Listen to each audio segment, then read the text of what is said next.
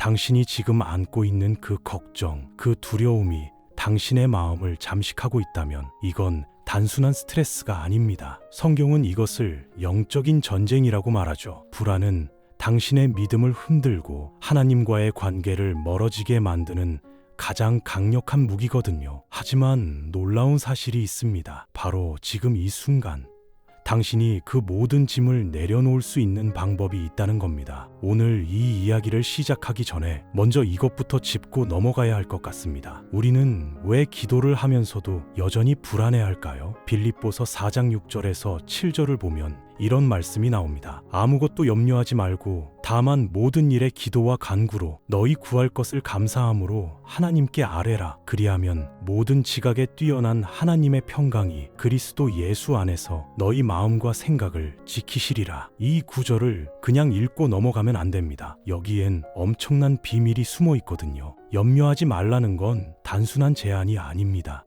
이건 명령이에요. 하나님께서 우리에게 불안을 내려놓으라고 직접적으로 말씀하시는 겁니다. 당신이 지금 걱정하고 있는 게 뭔가요? 인간관계의 문제일 수도 있고 건강이나 직장 아니면 미래에 대한 막연한 두려움일 수도 있죠. 무엇이든 간에 이 말씀은 명확합니다. 그 짐을 하나님께 가져가라는 거예요. 그런데 여기서 중요한 게 하나 더 있습니다. 감사함으로 기도하라는 부분이죠. 감사가 왜 중요할까요? 감사는 우리의 시선을 바꿔놓기 때문입니다. 우리가 부족한 것, 두려운 것에만 집중하면 불안은 더 커지거든요. 하지만 감사를 하면 우리는 하나님이 이미 해주신 일들을 기억하게 됩니다. 그분의 신실하심을 떠올리고 앞으로도 그분이 우리를 책임지실 거라는 믿음이 생기는 거죠. 감사는 평안으로 가는 문을 여는 열쇠입니다. 그리고 그 평안은 우리가 이해할 수 없을 만큼 깊고 강력한 거예요. 상상해보세요. 주변이 온통 혼란스럽고 어려움이 가득한데 당신의 마음 깊은 곳에는 흔들리지 않는 평안이 자리 잡고 있는 모습을요. 이게 바로 하나님이 주시는 평강입니다. 세상이 주는 평안과는 차원이 다르죠. 이건 단순히 문제가 사라져서 얻는 안도감이 아닙니다. 문제가 있든 없든 어떤 상황이든 상관없이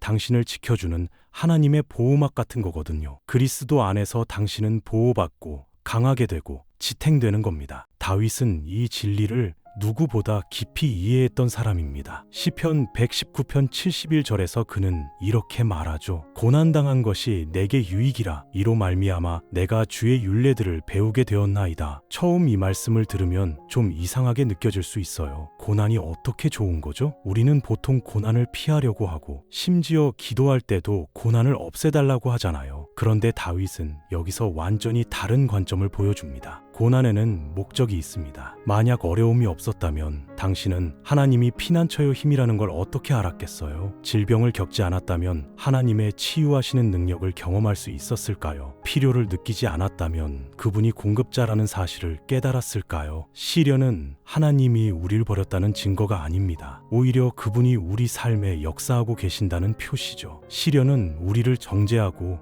하나님께 더 가까이 이끌며 그분의 약속에 의지하도록 가르칩니다. 야고보서 1장 2절에서 4절은 이 개념을 더 확장시킵니다. 내 형제들아, 너희가 여러 가지 시험을 당하거든 온전히 기쁘게 여기라. 이는 너희 믿음의 시련이 인내를 만들어내는 줄 너희가 아리라. 인내를 온전히 이루라. 이는 너희로 온전하고 구비하여 조금도 부족함이 없게 하려 함이라. 시련 속에서 기쁨을 찾으라니 처음엔 말도 안 되는 소리처럼 들리죠. 삶이 힘들 때 어떻게 기뻐할 수 있겠어요? 하지만 야고보는 우리에게 하나님의 관점에서 고난을 바라보라고 도전합니다. 시련은 우리의 믿음을 시험하지만 동시에 그것을 강하게 만들기도 합니다. 운동을 생각해보세요. 근육을 키우려면 무거운 걸 들어야 하잖아요. 마찬가지로 영적인 근력도 편안함 속에서는 자라지 않습니다. 역경의 불 속에서 단련되는 거죠. 인내는 고난을 통해 만들어지고 우리가 인내할 때 우리는 성장합니다. 더 성숙해지고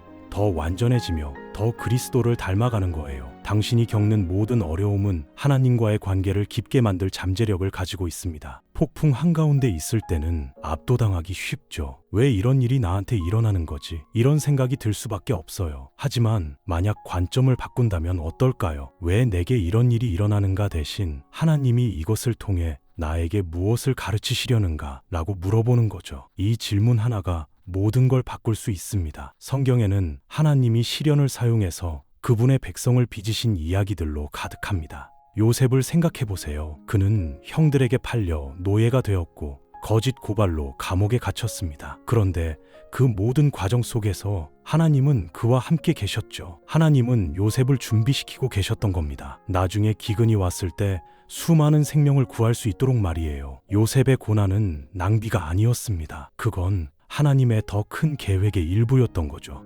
욥도 마찬가지입니다. 그는 모든 걸 잃었어요. 재산도, 자녀들도, 건강까지도요. 그런데도 욥은 하나님을 떠나지 않았습니다. 결국 그의 믿음은 보상받았고 그는 하나님의 주권과 자비에 대해 더 깊이 이해하게 되었죠.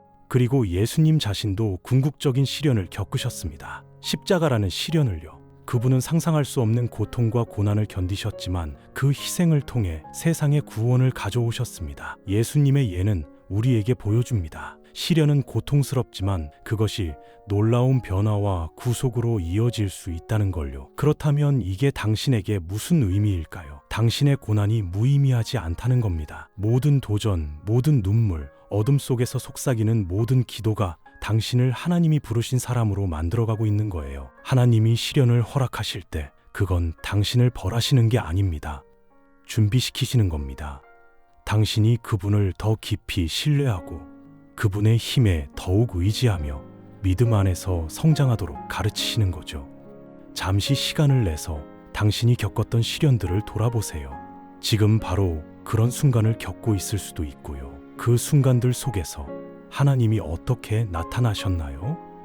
그분의 성품과 신실하심에 대해 무엇을 배웠나요? 때로는 뒤를 돌아봐야만 하나님이 어떻게 뒤에서 일하고 계셨는지, 모든 것을 어떻게 선을 이루도록 조율하고 계셨는지 볼 수 있습니다. 이런 고난의 순간들은 단순한 장애물이나 좌절이 아닙니다. 이건 하나님께 더 가까이 나아가라는 신성한 초대장이에요. 도전을 통해 그분은 당신을 정죄하시고 당신의 영을 빚으시며 그분의 계획에 대한 신뢰를 날카롭게 하십니다. 당신이 인생의 폭풍을 헤쳐나갈 때 그분이 주권자이시고 완전히 통제하고 계신다는 사실을 기억하세요. 이 진리는 당신이 받아들이기만 한다면 엄청난 위로가 될 수 있습니다. 삶이 압도적으로 느껴질 때 이런 질문들을 하는 게 자연스럽죠. 왜 이런 일이 나한테 일어나는 거지? 이게 어떻게 선을 이룰 수 있지? 이게 얼마나 더 계속될까? 이런 질문들은 인간의 연약함에서 나오는 거고 고통을 이해하고 싶은 욕구에서 비롯됩니다. 하지만 대부분의 경우 하나님은 이런 질문들에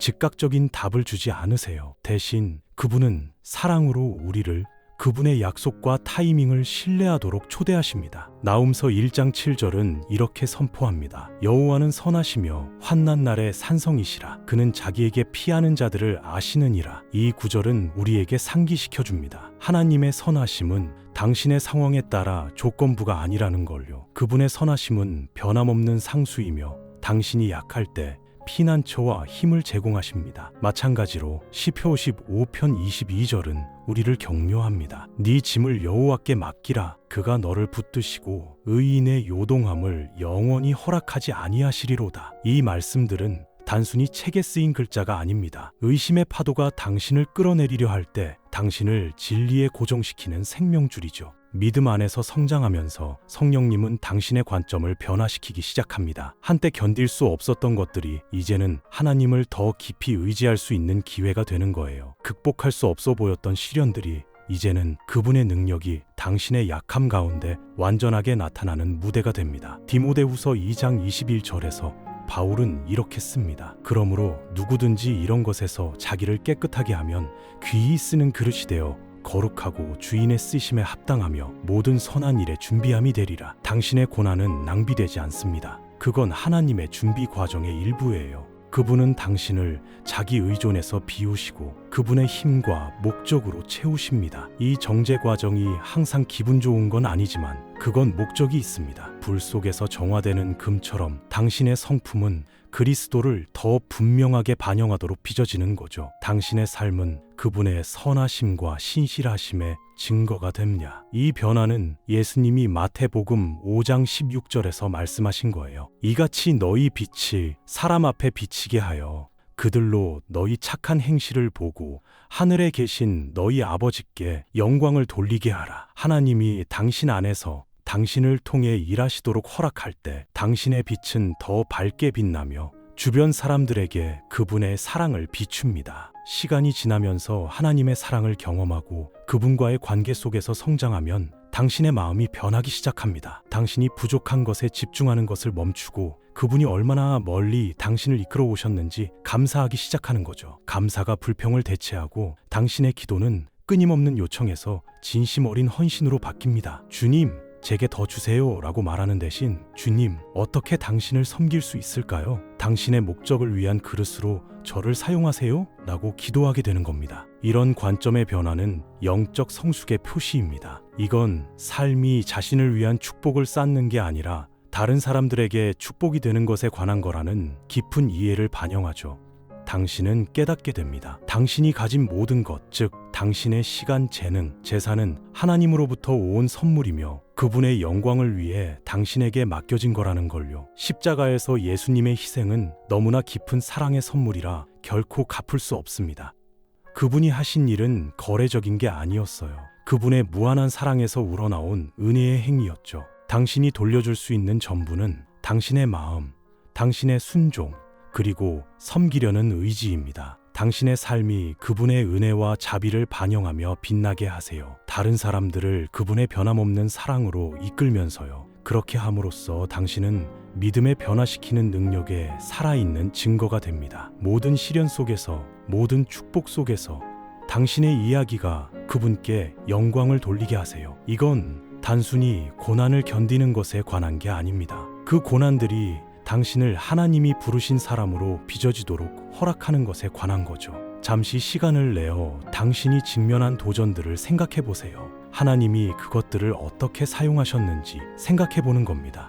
당신의 믿음을 강화하고 성품을 깊게 만들고 그분께 더 가까이 이끌기 위해서요. 이 순간들은 고통스러울 수 있지만 목적이 없는 건 아닙니다. 그건 더 큰 이야기의 일부이고 하나님이 당신의 삶에 쓰고 계신 이야기죠. 당신이 아직 전체 그림을 볼 수 없을 때도 그분이 모든 것을 합력하여 선을 이루고 계신다고 믿으세요. 이제 함께 기도할 준비를 하면서 이 진리들을 우리와 함께 가져갑시다. 열린 마음으로 우리의 걱정과 필요를 하나님께 가져가는 거예요. 그분이 우리 말을 들으시고 우리를 깊이 아신다고 믿으면서요. 우리의 고난 한가운데서도 그분의 신실하심에 감사합시다. 그분이 통제하고 계신다는 것을 알고 그분의 평안 속에서 쉬는 거죠. 우리가 기도할 때 우리는 단순히 하나님께 말하는 게 아닙니다. 그분의 임재 안으로 들어가는 겁니다. 우리는 그분이 우리가 직면한 어떤 문제보다도 크시다는 것을 우리 자신에게 상기시키는 거예요. 우리는 그분께 의존한다고 선포하고 그분의 인도와 위로에 우리 자신을 여는 겁니다. 기도는 강력한 믿음의 행위이고 우주를 손안에 쥐고 계신 분과 연결되는 방법입니다. 그런데도 우리 삶의 모든 세부 사항을 친밀하게 아시는 분이죠. 우리의 마음을 그분께로 돌립시다. 하늘에 계신 아버지, 너무나 자주 저는 제게 너무 무거운 짐들을 지려고 했습니다. 저의 걱정들을 꽉 붙들고 제 힘으로 문제를 해결하려 했으며 결코 제가 통제하도록 의도되지 않은 것들을 붙잡고 있었죠. 하지만 주님, 당신은 환난 날에 나의 피난처여 힘이시며 언제나 도우시는 분이십니다. 제 짐을 당신께 맡기고 당신이 저를 붙드실 것을 믿도록 도와주소서. 저의 고난을 사용하셔서 저를 당신께 더 가까이 이끄시고 제 믿음을 강화시켜 주심을 감사드립니다. 제 마음을 변화시켜 주소서. 제 삶이 당신의 은혜와 영광을 반영하게 하시고 저를 당신의 목적을 위한 그릇으로 사용하여 주소서. 예수님의 이름으로 기도합니다. 아멘. 당신이 직면하는 모든 시련은 믿음과 성품 안에서 성장할 기회입니다. 그건 하나님의 약속에 기대고 그분의 지탱하시는 은혜를 경험할 수 있는 기회죠. 인생의 도전들을 헤쳐나가면서 당신이 혼자가 아니라는 것을 기억하세요. 그분이 당신과 함께 계시고 당신을 인도하시고 강하게 하시며 그분의 신성한 목적을 위해 준비시키고 계십니다. 당신의 삶이 희망의 등대가 되고 그분의 변함없는 사랑의 증거가 되게 하세요. 모든 계절 속에서 당신의 이야기가 당신을 손안에 붙드시는 분께 영광을 돌리게 하세요. 오늘 저는 모든 것을 당신의 발 앞에 내려놓기로 선택합니다. 주님, 제 모든 두려움과 걱정과 짐들을요, 모든 불안, 모든 의심, 모든 두려움의 순간을 당신의 능력 있는 손에 맡깁니다. 하늘과 땅을 창조하신 당신이 제 이해를 훨씬 넘어서 저를 아끼십니다. 당신의 무한한 지혜와 사랑 안에서 당신이 모든 것을 합력하여 제게 선을 이루고 계신다고 믿습니다. 아버지, 이 진리를 제게 상기시켜 주소서. 제가 당신의 손에 맡기는 것은 결코 잃어버리지 않습니다. 당신은 제 삶의 주인이시고 온 세상을 함께 붙드시는 분이십니다.